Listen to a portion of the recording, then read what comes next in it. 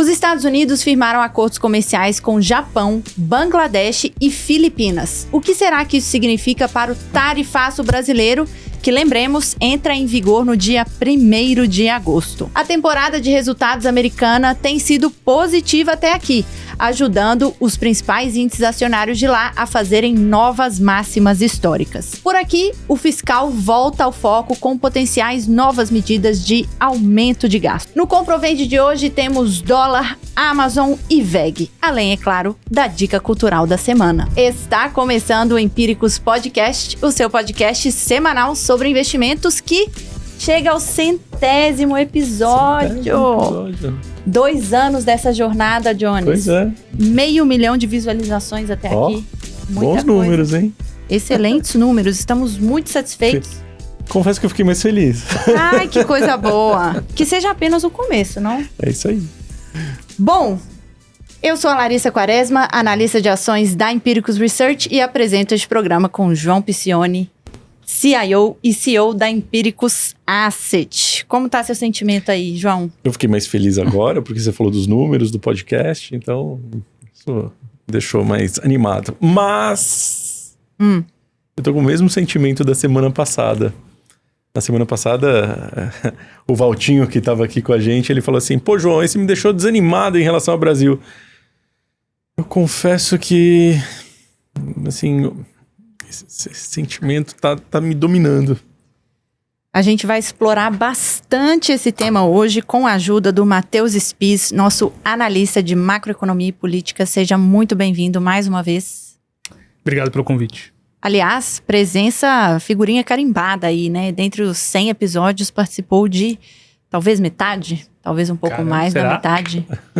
Será? Não sei, é uma boa dúvida. Vamos levantar depois. E também contamos com a ajuda do Enzo Pacheco, nosso analista de ações internacionais. Seja bem-vindo, Enzo. Fala, seja bem-vindo de volta você, né? A minha última participação eu estava com o Matheus aí, agredindo essa mesa. É verdade. Até se você tem problema auditivo aí, eu pedi desculpa antecipada se o Matheus bater na mesa de novo. O pessoal falou que eu batia na mesa.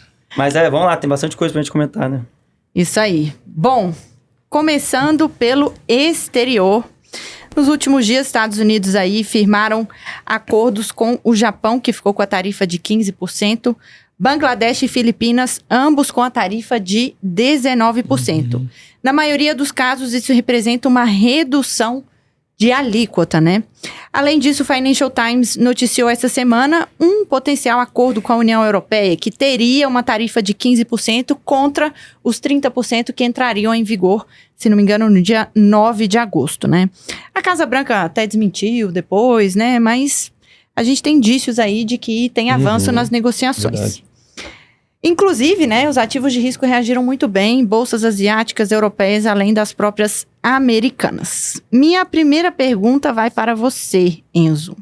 Você acha que isso confirma o taco trade, né, aquele Trump always chickens out? O Trump sempre amarela, sempre recua. Exatamente. Qual a sua leitura?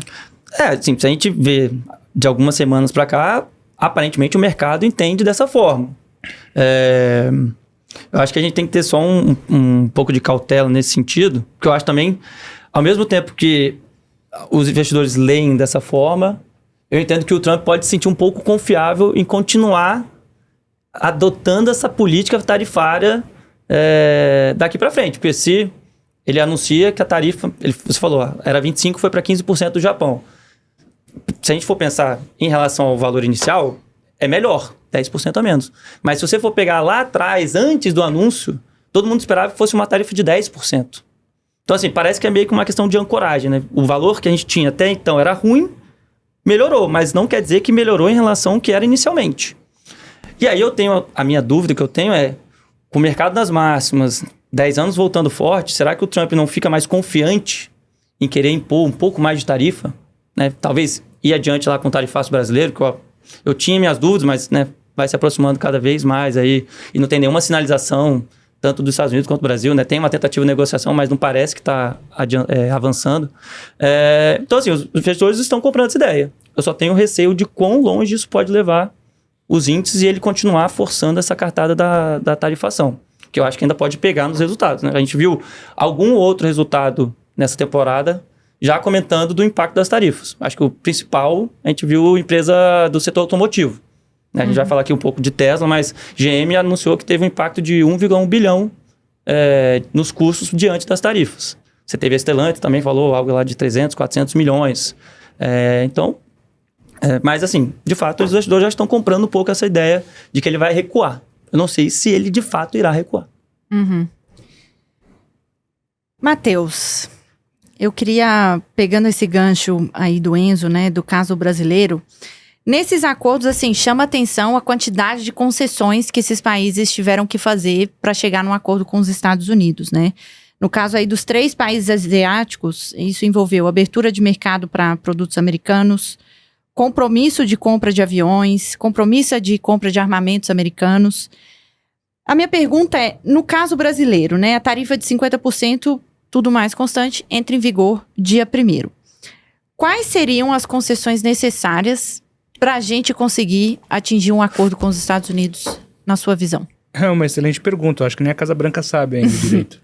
Talvez, inclusive, seja por isso que eles tenham iniciado aquela investigação por meio da seção 301. Se a gente voltar no tempo, quando ele enviou a cartinha, ou pelo menos publicou nas redes sociais a carta, a gente observa que ele coloca em primeiro lugar questões políticas, em segundo lugar, envolvendo o ex-presidente Bolsonaro e a justiça brasileira, em segundo lugar, envolvendo também a justiça brasileira e as Big Techs, nos casos justamente sobre as plataformas digitais que atuam no Brasil, as redes sociais em especial. E daí depois ele vem para a questão comercial, propriamente dito, que é o que baliza a maior parte dessas tarifas. Só que tem um porém, o Brasil tem déficit comercial com os Estados Unidos, e não o contrário. Aliás, o Brasil tem um déficit comercial com os Estados Unidos há anos. Então você não teria a argumentação padrão da Casa Branca, tendo em vista a questão comercial per se. A gente até olhava antes, quando ninguém sabia como seriam essas tarifas recíprocas, todo mundo fazia a projeção do que viria a ser as tarifas recíprocas. A gente sabe que o Brasil ele é um país fechado e tem várias barreiras, muitas delas sequer tarifárias. Tá? Então você teria margem para alguma negociação nesse sentido. E mesmo as tarifas que o Brasil possui, né, mesmo que nós tenhamos um déficit com os Estados Unidos, a média ponderada que nós aplicamos é algo como 10% a 15%, depende de como você faz essa conta. Não é trivial, mas vamos colocar aqui que seja algo entre 10% e 15%. Então você teria algum espaço para a Casa Branca avaliar as políticas do Brasil em relação a comércio com os Estados Unidos. Aquela formalização da seção 301, meu entendimento era que ela viria justamente para procurar motivos técnicos que fundamentassem a tarifa, porque 50% é muito, né, não faz sentido. E daí você tem o caráter político da tarifação sobre o Brasil, que complica ainda mais a nossa situação. Então, você teria caminhos, por exemplo, a gente poderia falar de liberar ou reduzir ainda mais as tarifas que aplicamos sobre produtos americanos. Em alguns casos, desses que já foram fechados, são poucos, mas a gente pode pegar, o país abre 100% do mercado para produtos americanos e ainda os Estados Unidos mantêm uma tarifa sobre eles. Menor, mas mantém uma tarifa sobre eles. Então a gente poderia, não sei se necessariamente abrir todo o mercado, Donald Trump falou que é abertura total se as pessoas quiserem que as tarifas sejam reduzidas. Então a gente teria um caminho nessa direção. Reduzir tarifa, reduzir barreira. Dar preferência, né, de atuação em alguns segmentos. Os Estados Unidos há muito tempo procuram explorar um mercado de saúde brasileiro, né? Talvez tenha algum espaço para a gente oferecer alguma coisa para eles aqui. Questão de terras raras no Brasil também, por que não? Foi mencionado isso. Não existe embaixador americano no Brasil hoje, mas você tem um representante de negócios aqui que levantou a questão de terras raras, que é um dos temas que tem sido levantado de maneira recorrente com os Estados Unidos, quando ele negocia com a China, por exemplo. Então você tem algumas frentes de atuação, mas como está muito opaco, incerto e foi levado por uma questão política que nada diz respeito ao executivo propriamente dito, quando você toca em temas do poder judiciário, por exemplo, fica muito mais complicado negociar com o Brasil. Isso não significa que não exista um caminho, acredito que exista, mas ele é mais turbulento e mais complicado. O governo brasileiro teria que reduzir esse ritmo de discurso anti-americano que vinha propagando até então, desde o início do mandato, desse terceiro mandato, o governo Lula tem proferido um discurso mais anti-americano. Não só diretamente para os Estados Unidos, mas anti-ocidente, de certa forma, anti-diretrizes ocidentais padrões, diretrizes, por exemplo, alinhadas com a OTAN. Então teria que reduzir um pouco desse discurso, né? Abandonar 100% daquela ideia completamente maluca de uma moeda paralela, ou pelo menos de contagem comercial com os BRICS, esse tipo de operação. Então haveria, em tese, algum espaço para negociação, mas a interlocução tem sido muito complicada, em que pese o Brasil ter começado tarde as tratativas, justamente porque ele estava escanteado. Então eu não julgo o fato de a gente ter começado tarde, porque enquanto a gente estava fora do radar, só que a gente foi jogado para baixo dos holofotes, né? Então agora a gente tem que começar de onde os países começaram lá atrás. Se a gente voltar para abril, muitos países e blocos que estavam conversando com os Estados Unidos reclamaram da interlocução, porque é muito bagunçado. E agora a gente está tendo esse problema também, com o agravante de que há, né, um atrito político entre a representação no Palácio do Planalto e da Casa Branca. Então esse atrito, consequentemente, piora uma situação já ruim. Tudo isso para dizer o seguinte, há um caminho, as concessões, né, ou a abertura de negociação, ela é muito incerta, isso não significa que ela não exista, mas ela é muito incerta, e a gente vai pagar o preço por isso, provavelmente. Agora, se a Casa Branca insistir nesse caminho, que eu acredito que não vai a longo prazo, mas provavelmente vai manter alguma coisa, de querer se envolver em questões jurídicas do Brasil, só vai piorar a questão jurídica no Brasil e não vai levar a lugar nenhum no comércio. Então, assim, se for por esse caminho, assim, guerra perdida. Inclusive, se houver retaliação da nossa parte, também é um erro, né? E o governo, que hoje tenta surfar alguma onda de popularidade por conta dessas tarifas, recuperar um pouco de orgulho nacional, soberania nacional, essas bandeiras, um pouco para tentar recuperar a popularidade que vinha perdendo, isso rapidamente vira para o negativo se escalar, porque daí você estoura câmbio, estoura inflação e muitas outras coisas. Então o governo tem motivo para não escalar, tem motivo para procurar algum caminho de negociação, mas ele não é claro ainda, pelo menos. Até saiu algumas notícias, né? Saíram algumas notícias esses dias dizendo que a equipe do Ministério da Fazenda até tentou, né, uma aproximação, se não me engano, com a Secretaria do Comércio ou do Tesouro, e que foi respondida com, olha, a negociação do Brasil acontece exclusivamente via Casa Branca e dependemos da autorização do Trump para fazer qualquer coisa. Assim, não parece que assim, uma ligação, sabe, entre os dois chefes de Estado, qualquer um dos dois que tome a iniciativa para abrir uma conversa amigável, sabe? Duvido. O Lula até sugeriu, ontem, alguns portais sugeriram que o Lula poderia ligar para o Trump, ou se estivesse pensando nisso. Ele ligou para Cláudia Sheinbaum, presidente do México, ontem. Olha, é difícil essa comunicação, né? Não é trivial, assim. Principalmente com alguém que é hostil. Duas personalidades são hostis uma à outra. Você não pode simplesmente ligar.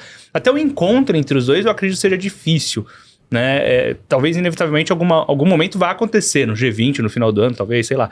Mas um contato entre os dois nesse clima hostil é bem difícil, é bem ruim, inclusive. Talvez não seja o melhor caminho. Qual era o ideal? Colocar a equipe técnica em campo. Mas mesmo a equipe técnica está tendo dificuldades. A embaixadora do Brasil nos Estados Unidos tentou entrar em contato com o Departamento de Estado americano e eles só falaram, too late. Então, assim, note como até a equipe... Mas o ideal seria a equipe técnica do Itamaraty, que tem gente muito qualificada lá dentro, equipe técnica do Ministério do Desenvolvimento, Indústria e Comércio. Você tem esse comitê interministerial liderado pelo Geraldo Alckmin, que é o vice-presidente, mas também é ministro do Desenvolvimento, Indústria e Comércio. Então você tem alguns caminhos técnicos que não necessariamente expõem, né, duas personalidades hostis umas à outra, mas também está sendo difícil, né? Vai ser demorado. Por isso que todo mundo está falando que vai ser aplicada essa tarifa inevitavelmente. Agora, tem que levar uma coisa em consideração. Essas tarifas recíprocas, elas podem ainda ser judicializadas. Assim, essas tarifas recíprocas podem ser judicializadas porque a gente já viu isso acontecer no Tribunal Comercial dos Estados Unidos. Só que isso foi, claro, a Casa Branca recorreu e está indo para a Suprema Corte. Então a Suprema Corte pode simplesmente falar, sabe essas tarifas recíprocas? Elas não valem, porque você está tomando prerrogativas do Congresso. Você está abusando do seu poder como presidente. E de fato, a gente pode explorar bastante coisa aí, porque não as tarifas setoriais elas se manteriam de pé, mas as tarifas recíprocas especificamente, elas estão se baseando em uma ordem executiva. O Trump, ele tem esse costume de girar o país em ordem executiva, que é muito ruim para os pesos e contrapesos de uma república democrática, mas assim, ele tem feito isso e parte das tarifas, e essas recíprocas, que ele chama de recíproca, não é recíproca nuclear, parte de um estado de emergência, entre aspas, que pressupõe que o presidente precisa atuar para defender a segurança nacional. E daí ele pode interpretar diferentes fatores, como sendo uma ameaça à segurança nacional, e daí ele pode atuar sobre esses fatores com diferentes tipos de sanção. O que ele interpreta como sendo uma ameaça à segurança nacional? Via de regra, déficit comercial, o que não é necessariamente um problema. A gente já falou disso aqui, inclusive, quando ele fez aquela monstruosidade das tarifas recíprocas lá atrás. Ele está voltando a fazer. E a gente não viu os impactos nos dados econômicos ainda, então é uma coisa para a gente acompanhar. Agora, ele olha déficit comercial como uma ameaça à segurança nacional, isso é relativo, inclusive foi o que o Tribunal de Comércio dos Estados Unidos levantou a bola falando, não vale essas tarifas recíprocas, e é o que a Suprema Corte pode olhar e falar assim, não vale. E ele responde com as sanções por meio de tarifas. Então eles podem talvez derrubar, né? E daí seria, assim, uma salada gigante para o mundo, né? Porque tem sido utilizado como um instrumento de barganha para esses acordos comerciais. Eu não sei qual é o caminho, porque ele já firmou. Então eles talvez agora estejam correndo para firmar o máximo possível, para caso judicialize, eles podem falar assim, você não pode, porque eu já firmei acordo com outro país. O outro país concordou, O outro país já concordou, então você não pode fazer. Então, assim, eles estão correndo atrás disso para, antes de uma eventual judicialização, eles terem acordos o suficiente para falar assim, você não pode mexer aqui, porque você já envolveu outra nação. Então é uma salada muito confusa essa que virou a política comercial americana, muito ruim, inclusive. Eu sinceramente, só complementando o que o Matheus falou, que eu acho que a pressão, se ela vier, acho que ela vai ver muito mais do empresário americano que precisa desse produto brasileiro do que uma negociação que vai partir aqui da gente, porque eu falo assim, o Brasil importa, né, os Estados Unidos importam 1/3 do café do Brasil. De onde você vai tirar esse 1/3 do nada? Você vai botar 50% a mais no preço do café? Então, o café do americano vai sair mais caro. É isso. O cara que vai lá no Starbucks comprar o café vai pagar... Diga, João. Essa que é uma visão que eu acho que a gente precisa tomar um pouco de cuidado. A hora que o Trump coloca a tarifa, o Brasil não tem para onde levar esse café. Concordo. A gente vai ver as nossas margens pressionadas. Aliás, já está rolando uma pressão de margem. Os demais países do globo, a gente até falou disso, acho que uns 2 podcasts atrás, os demais países do globo já estão pressionando os produtores locais aqui. Eu não pago mais $3.000 a tonelada, eu pago 2.600. Você quer? E se o brasileiro falar assim, não topo, vende para alguém. Então, esse mecanismo, assim, por mais que você prejudique o americano no primeiro momento, perdão, ele vai se desgastar ao longo do tempo. E o brasileiro vai se ver forçado a vender barato porque ele não tem para onde vender no mundo. Ou ele vai vender para o mundo ou ele vai vender no mercado interno. O Lula ainda pode se dar bem nessa. Inflação não pegar tanto aqui. Inflação não pegar tanto aqui, porque ele vai ter que disponibilizar oferta para dentro. Só que a gente perde o câmbio nessa, né?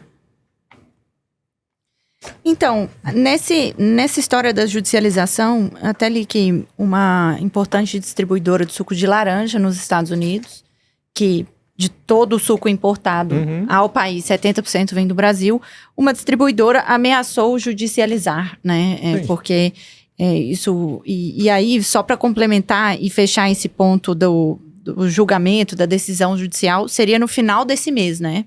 Que está marcado essa questão judicial para julgar aí se são legais ou não as tarifas. Dia 31, né? E, portanto, antes do prazo brasileiro, né? Logo antes. Mas, assim, gente, eu acho que tem um ponto muito chave dessa história, que é, por que os países estão fechando acordos com os Estados Unidos?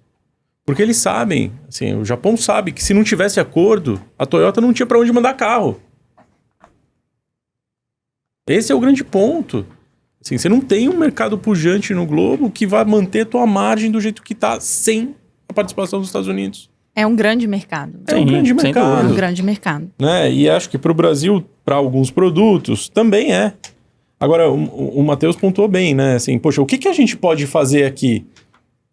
O que eu acho que é o pior sentimento do americano quando vem entrar no Brasil? É que os produtos americanos talvez não sejam tão competitivos aqui quanto produtos que vêm lá da China. E aí, assim, mérito chinês, que joga a margem lá embaixo e vende para o mundo inteiro. Tá todo mundo no limite das margens lá. Se você abre os balanços das empresas chinesas, você vai ver que as margens de lucro são mínimas. Mas tudo bem, porque o cara vai ter um subsídio lá e ele dá um jeito para se virar. Mas as margens das empresas europeias e americanas não são lá embaixo. E esses caras exportam para o Brasil e quando esse produto chega aqui, ele não é competitivo. Quanto custa uma bolachinha importada no supermercado? Um pacotinho de 200 gramas de bolachinha importada no supermercado. R$30, R$40. Ou seja, você fala assim, não tem tarifa, mas para alguns produtos você não tem mercado. Porque chega muito caro aqui. Tem um custo Brasil associado. Total. Pensando no consumidor, assim, caso a concessão venha a ser a redução de barreiras a produtos americanos, seria bom, né? Até para a própria inflação seria bom. Mas, por outro lado, você cria um outro buraco fiscal, né? O problema é que, assim, sem acordo, a tendência é a gente perder o câmbio. Porque o nosso produto vai ficar... Para os Estados Unidos não tem competição. Para a Europa vai nos pressionar. A Ásia vai nos pressionar. A China vai pressionar a gente. O câmbio da China é vinculado ao dólar, gente. Ninguém foge disso. A China vai nos pressionar, todo mundo vai nos pressionar. E aí, o que vai acontecer com as nossas margens? Vão cair. Como que a gente arruma nossas margens? Solta o câmbio. É o que tem. Não tem saída, não tem outra saída. Você solta o câmbio e você regula as margens. Tudo bem, não é 50%, né? Pelo amor de Deus. Mas pelo menos, vamos ver esse câmbio no final do ano bateu 6,15, 6,20 de novo. Talvez faça algum sentido. E você, de certa forma, recupera um pouco desse espaço perdido. É o único jeito de você ultrapassar essa barreira tarifária. De novo, não é só barreira tarifária. É pressão de preço. A gente vai sentir pressão de preço nos nossos produtos. Nossos produtos vão ficar mais baratos porque o mercado vai nos explorar se a gente tomar esse 50%. Bom, acompanhemos, né? Acompanhemos. Bora falar de temporada de resultados. Até agora, 30% das empresas do índice SP500 ou S&P 500 divulgaram seus números do segundo trimestre. Até agora, a surpresa positiva média é de 7% nos lucros, ou seja, tem vindo aí no agregado 7% acima da expectativa média dos analistas, com crescimento de 9% em base anual. Então, isso está ajudando a dar sustentação aí às bolsas americanas que seguem renovando suas máximas históricas. Nos últimos dias, teve Alphabet, dona da Google, e a Tesla. Enzo, qual sua avaliação dos balanços até aqui? Dessas duas formas de geral, só para deixar claro. Os dois. Os dois? Já que você está aqui. Não, eu acho que o que vale de comentário, né, de maneira breve, assim, a gente teve já os grandes bancos americanos que, no geral, apontam uma economia americana muito pujante. Você tem ali, talvez, algum nicho de consumo, talvez o consumidor de mais baixa renda, sentindo um pouco a pressão ainda da inflação, mas, no geral, os comentários dos bancos foram positivos no sentido de que, se você vai preocupar com o mercado de crédito, você tem que preocupar junto com o mercado de trabalho. O mercado de trabalho ainda está numa mínima histórica, a gente não vê nenhuma pressão aí no curto, médio prazo para ter uma piora significativa, então o mercado de crédito deve continuar firme e forte nesses próximos trimestres. Então, sem grandes problemas, e junta também, né, que esses bancos, eles, principalmente os maiores bancos, né, eles têm uma mesa de banco de investimento muito grande. Então, você tem tanto a parte de fusões e aquisições, você tem a parte de trading, propriamente dito, da mesa de ações, commodities, renda fixa. E o segundo trimestre foi altamente volátil, que permitiu que essas partes dos negócios tivessem um belo resultado. Então, os números, no geral, os números do banco foram positivos. As ações tinham subido muito, né? Então, teve ali uma leve realização de lucros, mas acho que nada preocupante. Na primeira semana, a gente teve também o resultado da TSM. Acho que as pessoas que assistem aqui o podcast já devem estar cansadas de ouvir. A gente sempre fala de TSM, que é um play que é muito ligado com inteligência artificial. E a receita cresceu 40% ano a ano, o lucro cresceu 60%. E eles aumentaram o guidance para o ano. A estimativa antes era um crescimento da ordem de 20% a 25%, agora já está crescimento de receita da ordem de 30%. Então, deu mais gás ainda nas últimas semanas para o AI Trade, né? Que eu acho que, assim, você tem que ter uma parcela importante desse movimento do mercado recente, está muito ligado com o play de tecnologia. Então, acho que TSM ajudou, né, nesse sentido. E aí hoje, né? Hoje não, né? Antes de você entrar na próxima, só deixa eu fazer um parênteses aqui. Claro. Vocês se lembram do DeepSeek? Podemos voltar. O DeepSeek foi falado em algum call recente, eu não lembro de quem, mas... O efeito DeepSeek ele fez a TSM produzir mais chips, Eles soltaram, eu não lembro quem foi que comentou, mas falaram assim, ainda é algo que a gente tem que monitorar, mas nada que bote em Muito pelo dúvida contrário, É verdade. É mais o trade, uso. né? É mais uso. O Jensen Huang já tinha deixado lá atrás, né, na conferência da NVIDIA, que a leitura foi errada inicialmente, né? Você vai aumentar o consumo, você vai ter que precisar mais de capacidade de processamento, você vai ter que ter chips cada vez mais avançados. Então, a TSM, ela surfa muito bem essa onda, porque ela é a principal fabricante de chips mais avançados, né? O que tem a tecnologia mais avançada. Isso cria um círculo virtuoso. Eu vendo o chip mais avançado para a NVIDIA vai vender mais chips, isso, né? Vou demandar mais chips futuramente, mais avançados. E quem consegue fazer isso é a TSM, que ela vai cobrar mais caro e por aí vai. E aí, para você conseguir fechar esse gap, né, da TSM com os competidores é muito difícil. Porque a cada tecnologia você gasta muito mais para fazer uma fábrica. Então, é um case que a gente gosta muito, assim, para quem quer surfar. E por incrível que pareça, é um papel que valoriza e ela nunca fica extremamente cara. Você tem lá os riscos ligados à China e Taiwan, que eu acho que são válidos, mas se acontecer alguma coisa com Taiwan, com TSM, vai acontecer para todo mundo. Então, assim, tem que ser monitorado, óbvio, mas às vezes eu acho que o pessoal fica muito nesse foco do risco Taiwan e deixa de lado uma tese que acho que tranquilamente vai ser vencedora aí pelos próximos 5 anos, tranquilamente. Legal. E aí, né, a gente teve agora essa temporada... Eu tinha comentado aqui das empresas automobilísticas, né? Eu acho que GM foi um caso mais emblemático. Conseguiu manter lá a projeção de lucro para o final do ano, mas você teve esse anúncio das tarifas que mostra que está pegando em algumas indústrias, você já vê algum impacto, principalmente essas tarifas mais setoriais, do alumínio, do aço, que aí depende muito para a fabricação dos veículos, né? Tanto que a ação da GM no dia caiu 9%. Então, assim, você teve impactos negativos em relação a tarifas. E aí a gente teve as primeiras Big Techs, né? A gente teve na semana Tesla e Alphabet. E, assim, para mim são 2 mundos completamente diferentes. Tesla, a gente vive falando aqui, eu sei que o João é favorável à tese, mas... Não sou, não. Não sei, assim... Mudou? Ela é uma tese muito mais tempo. ligada ao sentimento que os investidores têm em relação à companhia do que você comprar pelo fundamento. De novo, segundo trimestre com queda de receita da ordem de 15%, que caiu margem, caiu lucro, caiu geração de caixa...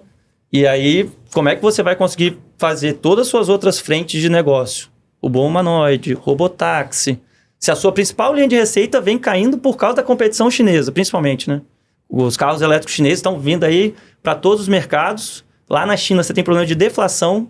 Você tem 200 fabricantes de carro, todo mundo fabricando muito carro. Ninguém comprando, você tem que colocar o preço lá para baixo. O que vai acontecer com a indústria brasileira se a gente tiver tarifaço? E aí Tesla, tanto que hoje Tesla estava caindo 9%, 10% na esteira do resultado ruim. E o próprio Musk, na conferência de resultados, falou, cara, a gente deve ter alguns trimestres ainda difíceis pela frente. Então, assim, você vai ter uma inflexão nessa receita de veículos, né, que corresponde a 75% da companhia. As outras partes, que eram as partes que estavam dando um alívio, a parte de geração de energia, armazenamento, é uma parte muito pequena ainda do todo, gerou 3 bilhões de dólares, só que também caiu nesse trimestre. Então, assim, você tem que ter uma melhora muito grande das outras linhas para compensar. Desculpa te interromper, só para aproveitar o assunto. Você atribui, então, o resultado ruim mais à competição chinesa do que à perda dos subsídios governamentais? Não, é importante também. É importante. O próprio Musk também falou que a perda vai dificultar as vendas. Lá atrás ele falou que assim, não preciso, eu vou conseguir vender sem ter crédito. Mas, de fato, as pessoas, tendo crédito, vai ter uma vontade maior de comprar do que... não comprar, né? Certo. A realidade é que eu acho que a Tesla ela perdeu o passo do seu produto. O carro da Tesla é o mesmo faz 7 anos, gente. Isso também.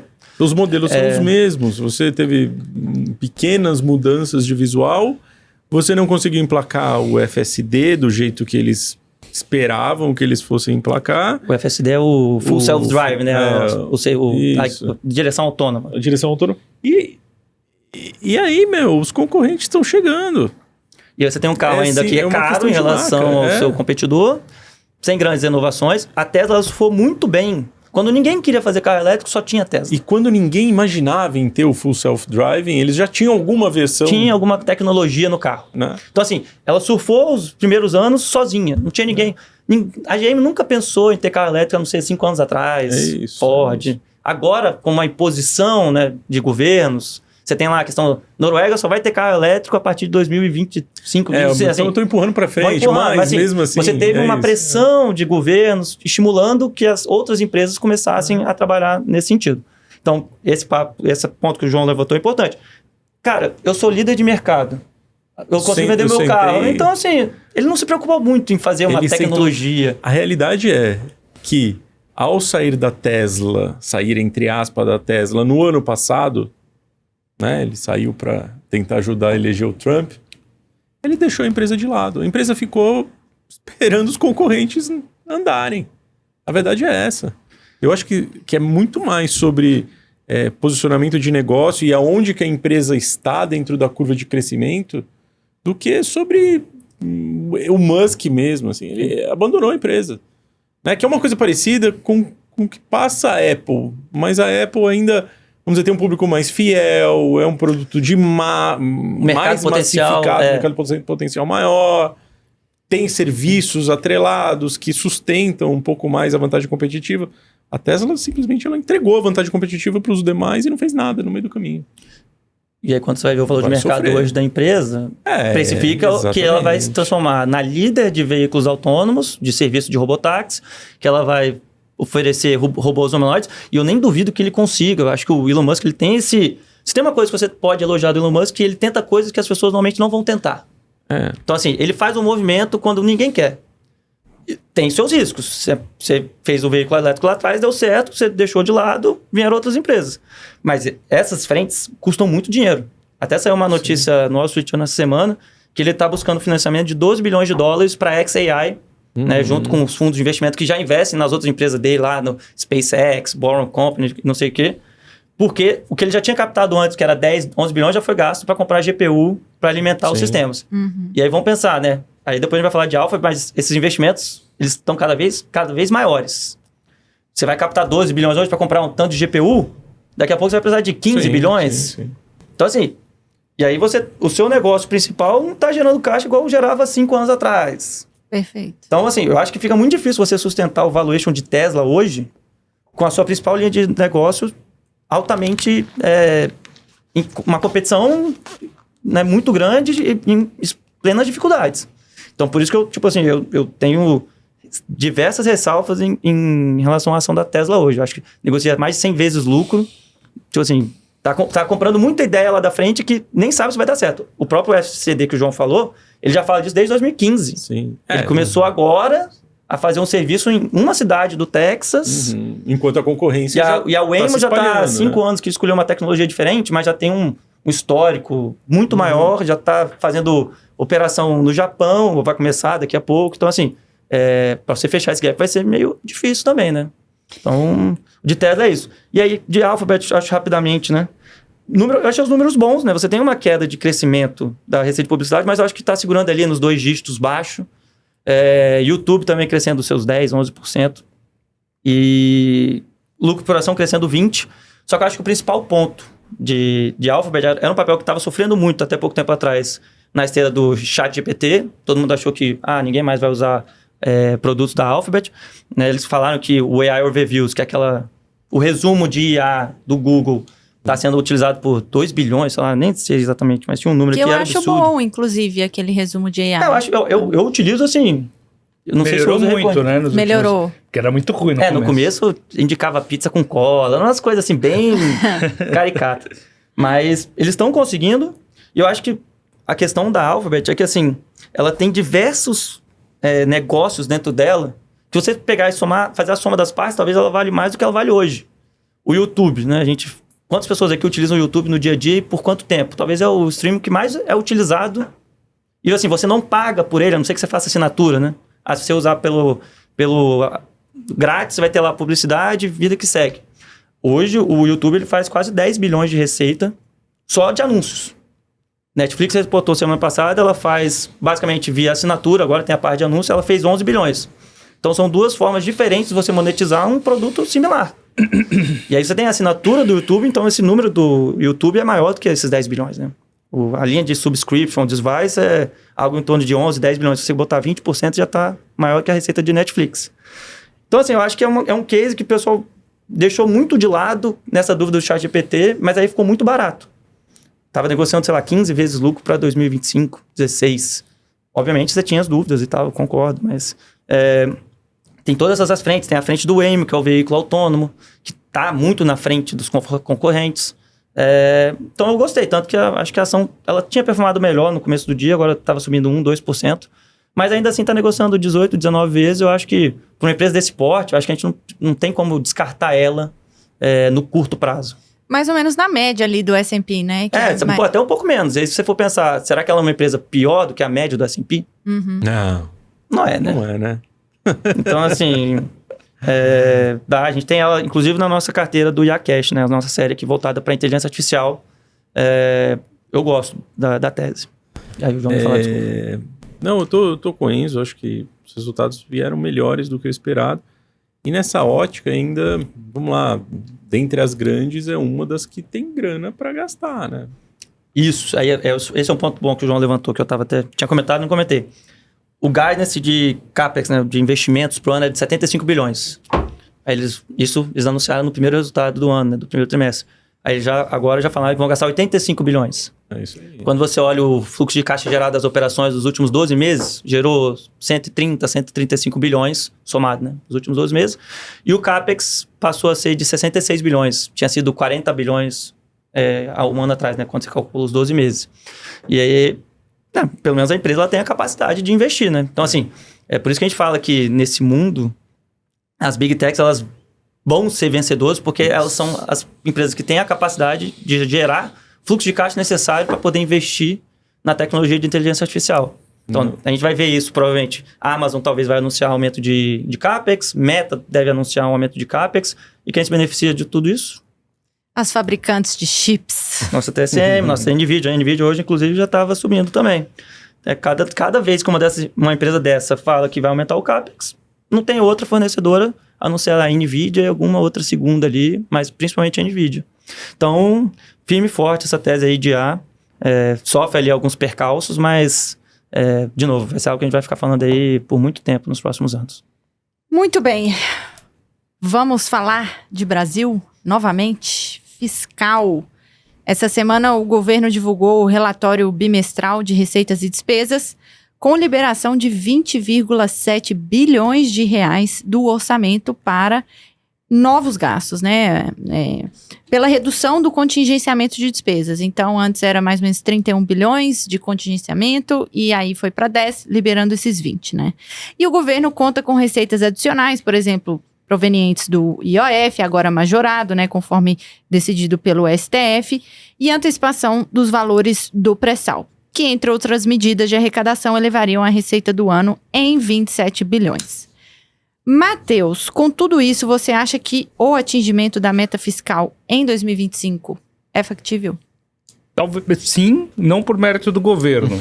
Não no centro da meta, talvez a banda inferior. Vamos lá por partes. O que aconteceu, né? Nesse relatório bimestral, especificamente, a gente vinha do relatório bimestral divulgado em maio, que ele acumulava 2 relatórios bimestrais de uma só vez, porque a gente não teve do primeiro bimestre, tendo em vista que a gente não tinha aprovado ainda o orçamento. Aquele relatório bimestral, ele conteve, ou seja, uma contenção de gastos da ordem de 30 a 31 bilhões de reais. 10 de bloqueio, 20 de contingenciamento. Nesse relatório, o que a gente fez foi reverter integralmente o contingenciamento. Só para diferenciar, contingenciamento de gasto se refere à frustração de receita, de arrecadação. Bloqueio é quando você tem surpresa nos gastos, ou seja, os gastos estão acima do esperado. Então, o que aconteceu? Ele reverteu 100% do contingenciamento, que esses 20 bi, e aumentou na margem o bloqueio de 10,6 para 10,7, ou seja, nada. Eles basicamente reverteu o contingenciamento e, consequentemente, a contenção total, que era de 30, foi para 10. Por que isso aconteceu? Vamos lembrar, a gente teve, no começo do ano, o atraso, para aprovação desse orçamento. Bagunça no governo, o governo é muito desorganizado, não tem base política, teve um final do ano passado atribulado com a questão do pacote de contenção de crescimento dos gastos públicos, isso tudo atrasou, e quando você não tem o orçamento aprovado, o governo, ele executa o orçamento proposto abaixo do esperado. O fator de execução, ele foi até abaixo do que normalmente ele é. Uhum. E, consequentemente, a gente rodou o governo com um gasto abaixo do que era previsto. Isso, por sua vez, ajudou o governo e deve ajudá-lo a preencher, né, o espaço até o final do ano e cumprir, entre aspas, a meta. Qual é a meta para esse ano? Déficit zero. E a banda inferior de aceitação é 25 pontos, né, o 0,25% do PIB de déficit. É provável que ele fique ali nessa banda inferior mesmo. Isso vai ser possível porque ele atrasou a aprovação do orçamento e porque ele tem se valido de receitas, muitas delas não recorrentes, e inclusive agora, antecipação de receita. Por que isso é importante? A gente veio, no último relatório bimestral, com o governo cortando tudo que era receita superestimada. Isso fez com que houvesse uma expectativa de déficit da ordem de 50 bi. Isso é um problema, porque daí você estoura a meta. O que o governo fez como consequência? Bloqueou e contingenciou 30 bi. Só que, em tese, você precisaria fechar a conta com esses 50. Né? Então, como ele não queria conter mais do que esses 30, ele criou a questão do IOF. Daí nasce o IOF, que é de 20 bi no começo. Teve toda a novela do IOF, etc e tal. STF, no final, defende a posição do governo, com exceção do risco sacado, e mantém o IOF. Então, o IOF é aprovado, colocado na conta dessa vez, e não só isso. O governo antecipa algumas receitas esperadas de leilão. Tudo isso para dizer o seguinte, com base nisso ele conseguiu reverter 100% do contingenciamento. Isso é bom ou ruim? Isso é ruim, tá? Porque qual é o problema disso? O governo ainda espera que ele vá atingir a meta. Como eu falei, não necessariamente por méritos próprios e não necessariamente de maneira sustentável, mas ele está fechando a conta talvez para esse ano. Para o ano que vem, o problema é gigante. Ele poderia ter mantido toda a contenção prevista agora e só jogado esse reconhecimento de receitas que ele antecipou agora, dos leilões, para o ano que vem, ajudado a bater, porque ano que vem a meta é 0,25% do PIB de superávit, com a banda inferior para 0%. Se você contar precatórios, né, a expectativa de precatórios que a gente não sabe ainda, vai ser algo como 100 bi de déficit. Se você tira, só como ele está fora da meta, você vai ter algo como 50 bi. Então, o que você está fazendo? O fato de você ter colocado já agora e revertido 100% do contingenciamento, você atrapalhou a possibilidade da gente ter já um fator ajudando para o ano que vem. Então, o que acontece? Eu percebo que esse governo, ele atua de improvisos, subsequentes improvisos. Ele vai fazendo puxadinho. Por quê? Porque você tem um problema estrutural que não está sendo resolvido, que é o crescimento do gasto público. E a gente está falando de resultado primário, pessoal. O resultado primário sequer é o resultado de verdade. O resultado verdadeiro, que é o nominal, ele está com um déficit da ordem de 8%. Que inclui o juro da dívida. Inclui o serviço da dívida, precisamente. Ou seja, a nossa dívida está custando 8%. Se a gente faz, né? Está custando 8% do PIB. Isso é muita coisa e é insustentável. Por isso que o prêmio nos títulos públicos está tão alto. Por isso que o juro real está acima de 7%. Por isso. Porque você não tem credibilidade fiscal.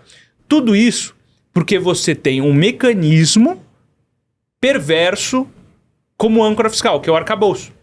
Qual é o ponto agora do IOF e desses leilões agora? Tudo fazendo com receita não recorrente. Pela lógica do arcabouço, você aumenta a possibilidade de gasto para o ano seguinte. Porque o gasto está ancorado na receita. Se você aumenta a receita, ainda que não de maneira não recorrente, você aumenta de maneira permanente o gasto. Então, é uma dinâmica perversa. E você tem o crescimento dos gastos superando o crescimento das receitas. Então, o governo mente quando ele fala que existe responsabilidade fiscal. Você tem puxadinhos que escondem a realidade, mas a trajetória é muito ruim. Por que o governo não quis bloquear e contingenciar no total, em maio, 50 bi? Quis fazer 30 e pegou 20 do IOF. Porque ele começaria a impactar o funcionamento da máquina pública. Foi o que o Haddad falou. E, inclusive, o Haddad justificava o IOF como medida arrecadatória. Sendo que é um instrumento regulatório, que foi toda a questão da derrubada, o decreto legislativo. Ele falava. Não somos nós. Não. Ele falava que era arrecadatório. Depois ele mudou o discurso. Mas ele defendia todo dia que era arrecadatório. Depois ele muda.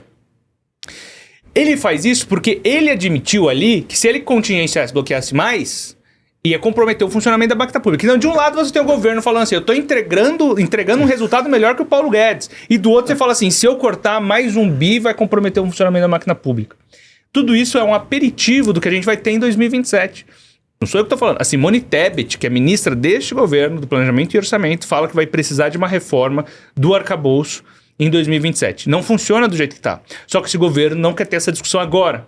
Porque esse governo, com a PEC da transição e o arcabouço, criou uma dinâmica perversa na qual ele deu os estímulos no início do governo e agora ele está se vendo com a necessidade de ajustar a casa. Usualmente é o contrário. O governo faz o ajuste no começo dele e faz bonança no final. Agora a gente está vendo... E ele não quer fazer o ajuste agora. Ele se recusa a cortar gasto. Primeiro porque não acredita nessa mentalidade. Não tem convicção para cortar gasto. Segundo que ele não tem capacidade política para tal. Como consequência, você está postergando e aumentando a conta para 2027. Eu falei aperitivo do quê? Aperitivo de 100% do orçamento ser composto por gasto obrigatório. É uma herança da Constituição de 88, que foi acelerada pela PEC da transição, embutida numa dinâmica perversa nesse novo arcabouço, que contrata. Você vai tentando fechar a conta com receita não recorrente, para você se manter na responsabilidade fiscal hipotética. É que nem o Neymar hipotético, é a responsabilidade fiscal hipotética. Você vai tentando, só que daí quando você vai colocando receita, você contrata mais gasto. Por isso que é uma dinâmica perversa. E acelerou esse processo. A gente iria, inevitavelmente, bater no muro desse 100% do gasto sendo obrigatório. Inevitavelmente. Só que a gente antecipou essa discussão para 27. E já vamos ter problema em 2026. A gente está tendo um aperitivo agora, vamos voltar a ter ele no ano que vem, pode ter certeza. Só que vai estar no meio de ano de eleição. O Lula vai estar desesperado para fazer medida populista, mais crédito subsidiado e assistencialista do jeito dele. E não é só ele, né? A gente tem que lembrar que o Bolsonaro também fez isso no ano de eleição, então é todo mundo que está no poder. Só que agora o espaço do orçamento é muito menor. Então, assim, o calor vai ser muito maior e a conta só aumenta. Então, o ajuste de 27 necessário é gigante. Por isso que, assim, o relatório bimestral, no final do dia, ele é um retrato de uma crise que está sendo criada no Brasil, grave. Que é uma crise fiscal e que aos moldes do que aconteceu, né, vai depender de uma solução radical também. A gente está vendo na Argentina que soluções radicais, quando impostas em países emergentes, dão frutos rápidos. A gente vai ter coragem, convicção e força para fazer um ajuste de 2% do PIB em 2027? A gente tem uma eleição no meio do caminho, então é difícil dizer. Mas a trajetória até aqui, ela é perversa. Inclusive, aproveitar que você tocou nesse assunto, né, de eleições, para a gente fechar aqui Brasil e conseguir ir para o nosso compra ou vende, tem diversas aí medidas que estão sendo ou discutidas no legislativo ou já foram aprovadas no sentido de mais expansão de gastos, né? Isenção ou expansão fiscal. Isenção do imposto de renda para quem ganha até 5 mil, que só não está sendo discutida agora no Congresso porque está em recesso parlamentar, um crédito subsidiado ao setor agro de 30 bi, um possível socorro às empresas afetadas pelo tarifaço, né, que não foi proposto oficialmente, mas já está sendo aí ventilado pelos principais veículos de comunicação. E, novamente, né, essas medidas seriam custeadas por aumento de arrecadação. Né, pelo menos isso foi o que a ministra Simone Tebet falou algumas semanas atrás. E aí tem algumas estimativas de mercado, né, que falam em 80 bi, mais de 80 bi em arrecadação adicional no ano que vem, para honrar essas medidas, né. A minha pergunta é se esses estímulos vão ser suficientes, na sua opinião, Matheus, para melhorar as chances do Lula nas eleições de 2026. Boa pergunta.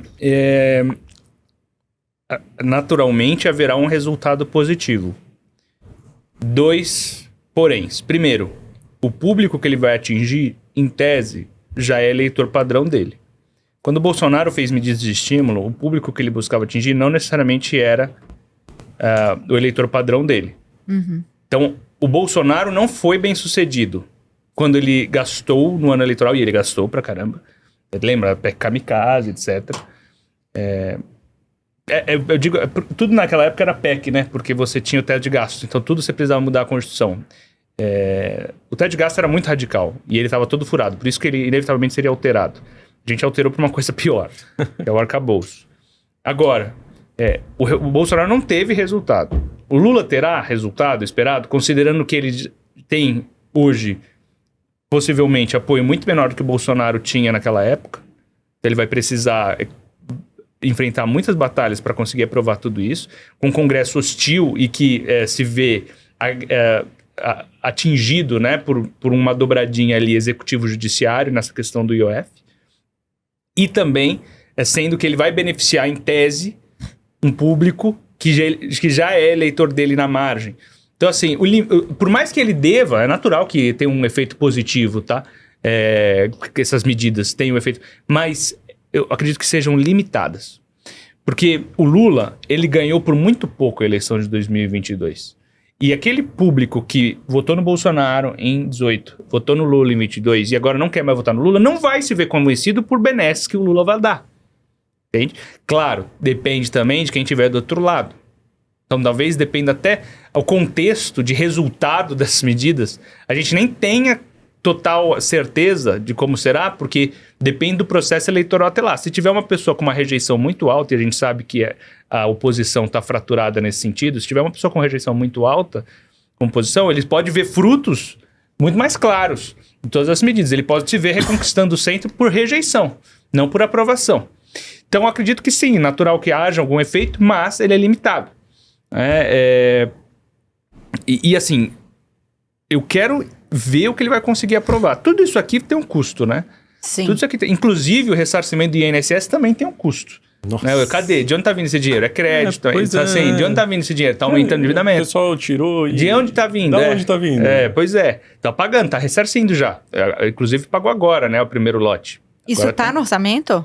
Não, porque foi... Então, é isso que tá... Você teve que pedir autorização pro Supremo para ressarcir por meio de crédito. Só qual é a gente tá falando de primário, né? Então não tá envolvendo dívida, né? É antes do serviço da dívida. Agora, o que eu acho que pode começar a acontecer?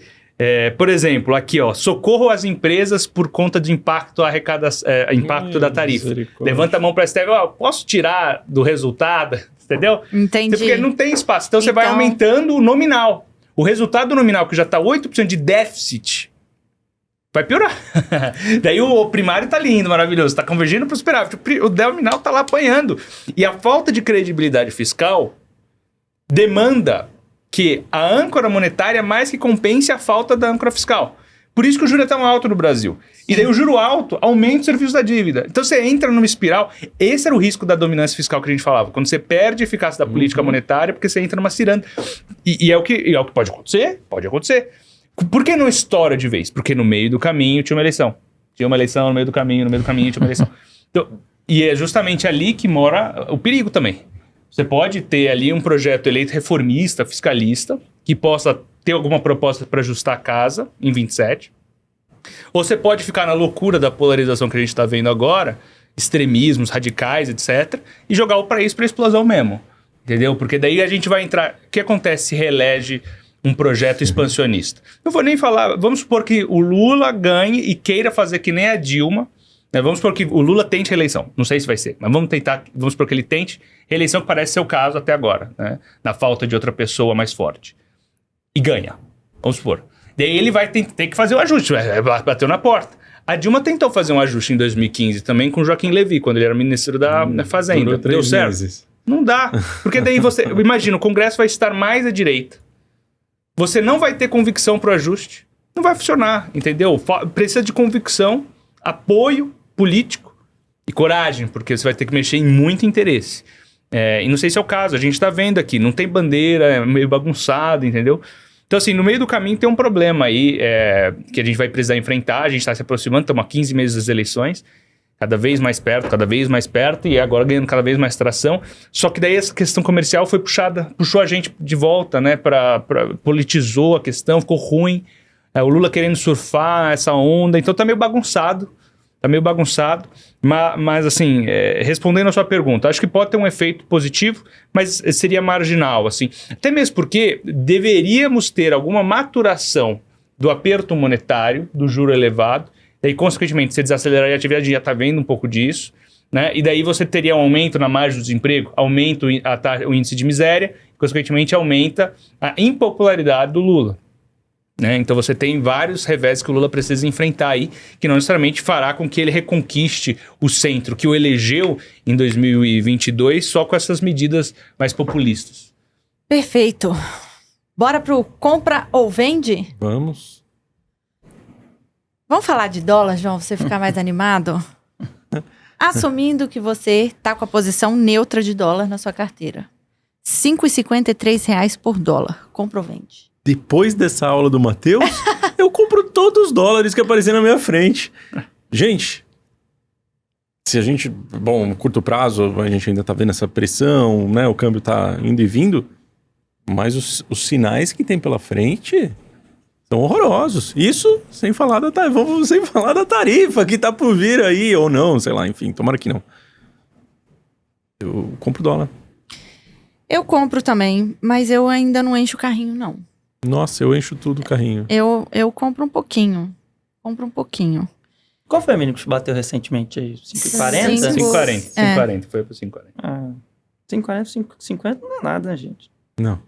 Você compra? Aumenta a exposição? E você, Matheus? Considerando que a gente vai ter tempos turbulentos aí nos próximos meses, eu compro, sim. Porque tem uma certa complacência, né? Imagina se escala esse conflito, imagina se dá chabu na precificação eleitoral. Tem muita coisa que pode fazer esse negócio para R$6 aí. Vou trazer um pouquinho mais de...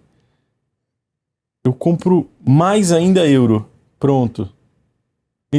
Ótimo assim, ponto. Que é aquela história, né? Bom, o euro em relação ao dólar provavelmente vai andar mais. Sim, concordo com você. Porque apesar do real ter seus desafios domésticos, o dólar segue perdendo força globalmente, né? Eu acho que a pergunta melhor seria, você vende real agora? Pronto. Aí Vendo você real. vende. Contra uma É isso. cesta de moedas. Contra uma cesta de moedas, pronto. Claríssimo. A gente sai pela tangente. Amazon, assumindo que você não tem carteira, compra ou vende Enzo Pacheco? Eu compro. Eu acho que o resultado vai vir bem bom. A gente teve um resultado... O de Alphabet, a parte de cloud crescendo bem. Eu acho que a Amazon já é o maior cloud. Não tem como entregar um crescimento tão forte, né? Igual a Alphabet, mas tem como entregar um crescimento bom ainda. Só ali, caso de 20%. Teve o Prime Day agora. Eu acho que pode também ajudar bem a parte de varejo ali dos Estados Unidos. Foram 4 dias. Então, quando você olha a performance da ação, ainda está, sei lá, 5% no ano. Eu acho que é um case que eu consigo tanto... sugerir para quem está com um pezinho atrás, talvez uma desaceleração da economia americana, porque a parte de varejo é sempre querendo o preço mais barato para o cliente final, e aí você tem essa parte de cloud que vai continuar surfando o IA. Então você consegue ter um player com os dois mundos, né? Um mundo defensivo, por assim dizer, do varejo tradicional, e um player de crescimento com cloud. E aí as operações internacionais seguem melhorando, né? Cada trimestre a gente vê melhorando margem das operações internacionais, mas ainda assim, é pequeno pro negócio como um todo, mas você consegue ver uma melhora também. E então eu compro. Tô contigo, também compro. João. Confesso que eu ando um pouco mais preocupado. Eu tô preocupado com muita coisa. Eu gosto, enfim, não vou falar que eu não gosto de Amazon, porque é uma das melhores empresas do mundo mesmo, sem sombra de dúvidas. Mas eu tô vendo uma certa dificuldade deles crescerem no cloud, ao passo que eles competem com o pessoal que está muito mais especialista nessa questão de IA. A Amazon, apesar dela ser a maior, ela também é a empresa que carrega uma estrutura mais antiga. E ela precisa renovar toda essa estrutura antiga para ela competir com o IA.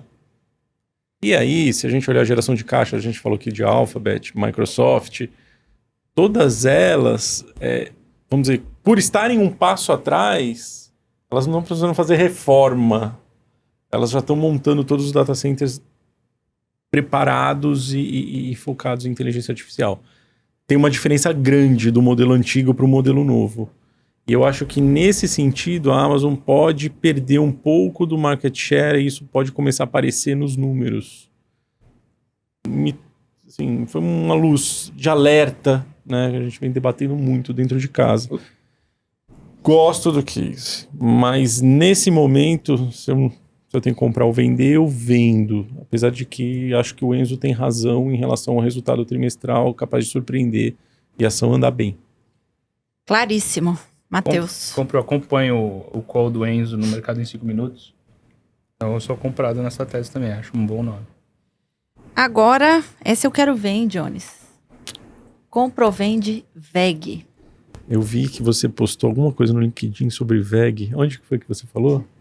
Eu falei no Morning Call do Morning BTG. Call do BTG. Pois é. Isso. Eu sou comprador de VEG. Eu acho que por conta... Bom, vamos lá, né? Até o tarifaço, tava tudo bem. Tava bastante confortável, apesar dos múltiplos elevados. Mesmo porque os pares lá fora também negociam com múltiplos absurdos, né? Você pega a Siemens Energy e se você vai olhar lá os múltiplos, eles são altíssimos, elevadíssimos, etc, etc. A VEG, o grande mercado internacional da VEG não é os Estados Unidos, é a Europa, né? Eles vendem muito para a Europa. Teoricamente, eles deveriam, vamos dizer, se esquivar de alguma coisa de tarifaço. E a Europa está investindo pra caramba em infraestrutura, eletrificação, etc, etc. Então, esse caminho meio que não muda. Agora tem essa questão dos Estados Unidos que pesa um pouco mais, apesar da VEG também ter lá a sua fábrica nova nos Estados Unidos, o que pode dar aquele jeitinho brasileiro. Uhum. E o câmbio, para mim, assim, ele tá um pouquinho errado nesse momento, dado o nível de estresse que a gente tá, deveria ser mais para cima, o que favoreceria ela. Então, assim, eu compro VEG, apesar de ser cara. Eu acho que é uma das grandes empresas que a gente tem. Gosto de VEG. VEG é uma boa empresa. Isso não tem como falar que não. Mas tá duro, né? Olha, eu concordo com vocês sobre a qualidade da empresa. É excepcional, uma grande história empresarial brasileira, né? Uma empresa que por décadas a fio aí manteve na média um ROIC de 30%. Sim. Né? Isso é muito impressionante, né? Comparável só às empresas lá de fora. Um ROIC de 18 aqui já é uma coisa extraordinária. Difícil de achar na Bolsa Brasileira. Inclusive, agora 30 crescendo aí seus 20% ao ano, na média. Agora, não me preocupa tanto a questão das tarifas, porque você olha mais ou menos 1/3 da receita, né? Até um pouquinho menos vem dos Estados Unidos. Desse 1/3, outro terço já é produzido lá, né? Então não é afetado pelas tarifas. O outro terço é produzido no México. E a maioria é coberto pelo USMCA, né? Que é o Acordo de Livre Comércio entre os dois países. E só 1/3 vem do Brasil, efetivamente. Então, assim, caso a tarifa entre em vigor, grosso modo, uns 9% da receita seria afetado. Então, assim, me preocupa mais a desaceleração do mercado doméstico, que bom, tá. mais ou menos metade da receita da VEG, um pouquinho menos, 48% da receita da VEG. E com o juro alto, né, ela vende bens de capital.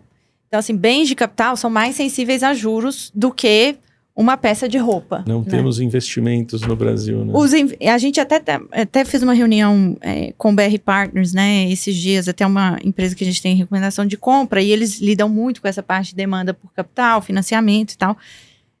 E falando um pouco dessa decisão das empresas de postergarem investimentos, né? Seja pelo juro alto, seja pela incerteza tarifária, comercial.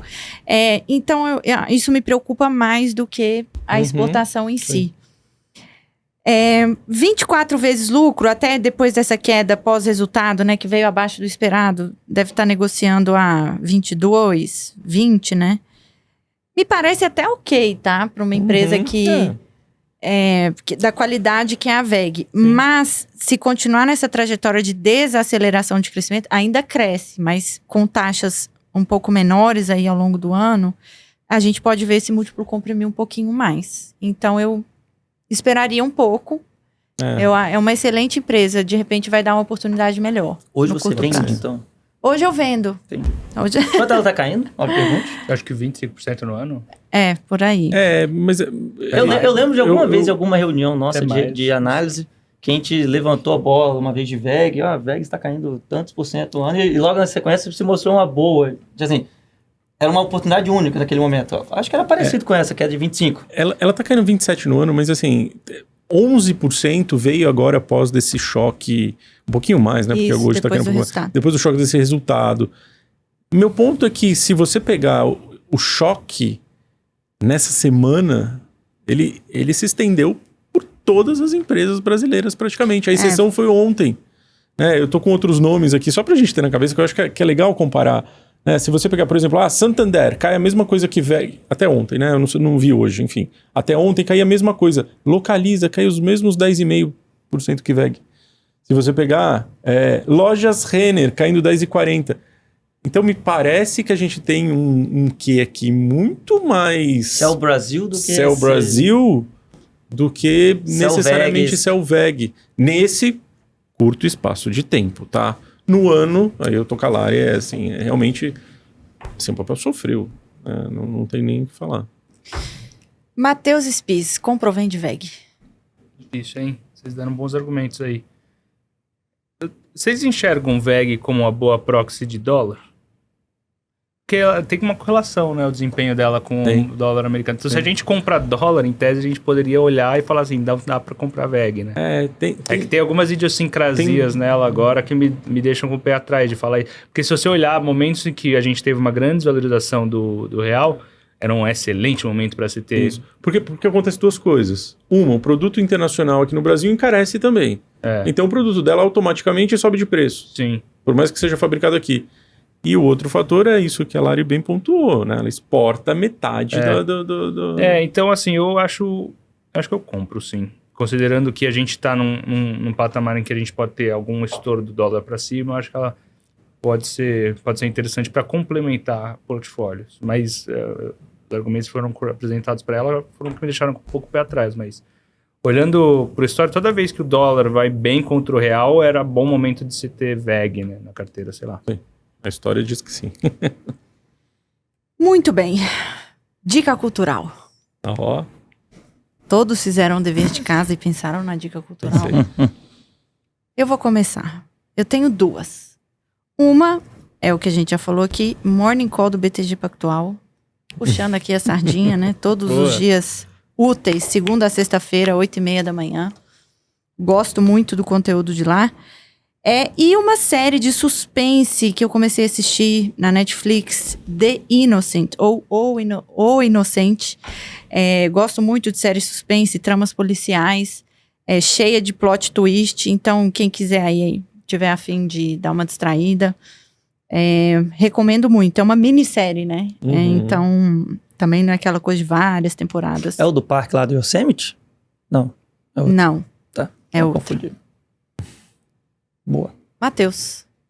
Tá, então eu vou dar duas também. Primeiro é para vocês conferirem o episódio do Market Makers que eu participei nessa terça-feira. Vá lá no Market Makers e confira. A gente comentou, foi um episódio de 2 horas, né? Deu para conversar sobre vários temas, inclusive guerra comercial e fiscal brasileiro, perspectivas eleitorais. E a segunda é a exposição do Raul Seixas, que está no MIS, ali na Avenida Europa, aqui em São Paulo. Né?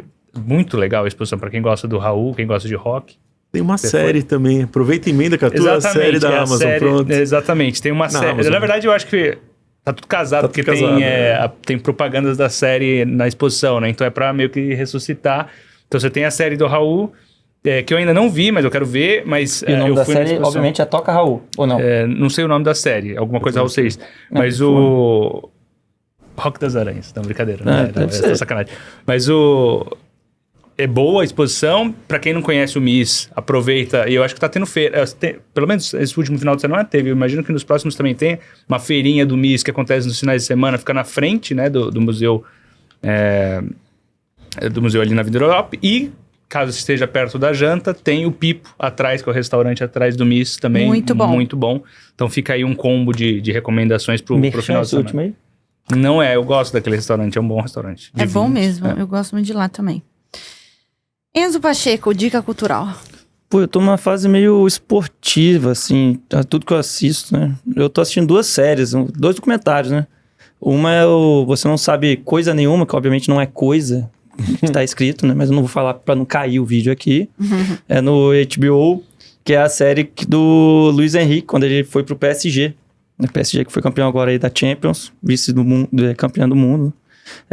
Eu acho bem interessante, assim, né? Pra quem gosta de futebol, é uma história bem legal. E tem uma história pessoal dele bem importante também, da filha dele e tal. E a outra do Netflix, que além de gostar de futebol, eu gosto de futebol americano. E aí tem lá a série do quarterback, né? Que conta as histórias. Né, eles fazem algumas temporadas com alguns quarterbacks, alguns dos principais jogadores do time, pra, né, contar a história daquele. Aí tem um cara que é o Ascensão, o outro cara que já é um cara mais velho, tentando mostrar, tipo, o dia a dia dos atletas, tentando enfrentar os desafios de ser um esportista de alta performance, né? E o esporte que demanda muito. Então, eu achei bem interessante. Eu tô vendo a segunda temporada, tem 2, né? Eu comecei pela segunda, porque vai começar agora a temporada, e eu achei o material bem legal. Legal. João? Eu vou falar, pra quem não assistiu o show do Ozzy. É Ozzy verdade. Osbourne. Faleceu aí, né? Faleceu essa semana. Poxa. E ele tinha feito um show recente. Esse show que você tá falando recente. Esse show que ele fez na cadeira, sentado na cadeira, porque ele tá com mal de Parkinson. E ele, no dia do show, ele tirou toda a medicação. Uma medicação que tirava a dor dele. Então ele tava cantando ali com muita dor. E, poxa, ele faz o show inteirinho de cabo a rabo com 76 anos. E se a gente pensar no histórico do Ozzy, o que foi o Ozzy, né? Com droga, etc, etc. E que é muito engraçado, porque apesar de ele ter toda essa caricatura de ser um cara... né? Cara que se drogou a vida inteira, blá, blá. Mas ele tava sóbrio nos últimos anos. Não, ele não faz muito tempo que ele não... Muitos anos ele tá sóbrio. Muitos anos ele tá sóbrio. Fala muito de família, fala muito da esposa dele, né? Que tirou ele bem do religioso buraco, também, né? Cristão. Pra caramba. Fala muito de Deus e fala muito de uma outra banda que eu gosto muito, que são os Beatles. E ele fala assim, pô, os Beatles, que não tem nada a ver com a música que ele fazia, né? No final das contas, assim... Um peso totalmente diferente, mas ele fala muito e enaltece pra caramba os caras. E eu acho que é um cara que... Tá bom, ele passou e deixou uma marca legal. E o show foi meio, né... Uma despedida, assim, foi uma despedida poética dele. Despedida poética, né? Não, ele juntou várias bandas importantes. Várias bandas importantes. Aí ele aparece no palco. Alguns dias depois ele... ele foi, acho que o primeiro cara, assim, de nome que fez um reality show que ficou conhecido, né? Que era a família dele lá, Só tinha porra louca os filhos, assim. Mas acho que foi o primeiro reality show que você lembra, assim, meio que desse estilo. Sim, é verdade, né? É verdade. É verdade, depois veio vários, né, assim, nesse estilo aí. Vai aí uma dica de música, então. Dica extra cultural, Planet Caravan. Minha preferida do Black Sabbath. É isso. Fechamos? Fechado. Episódio número 100. E semana que vem estamos de volta com o episódio número 101. Muito obrigada pela audiência. Um abraço e até a próxima.